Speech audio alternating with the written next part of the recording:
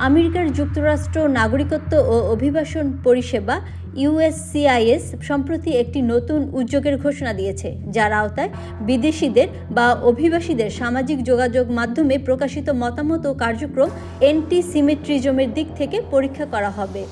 সরকারি তথ্য অনুযায়ী department of homeland security DHS শীঘ্রই বিদেশিদের সামাজিক যোগাযোগ মাধ্যমের কার্যকলাপ পর্যালোচনা শুরু করবে।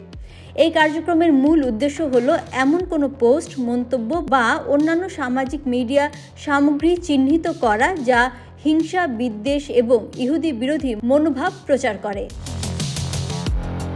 USCIS এর মতে এই পদক্ষেপের মাধ্যমে অপরাধমূলক কার্যকলাপ ও সামগ্রিক নিরাপত্তার ঝুঁকি কমানো সম্ভব হবে।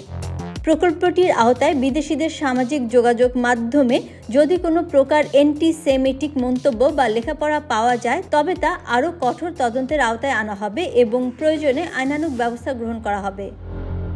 কর্মকর্তারা বলেন, এই উদ্যোগ দেশের অভ্যন্তরীণ ভয়াবহ ও বিপজ্জনকমূলক বক্তব্য প্রতিরোধ করার পাশাপাশি সামাজিক একতা ও নিরাপত্তা বজায় রাখার লক্ষ্যে পরিচালিত হচ্ছে।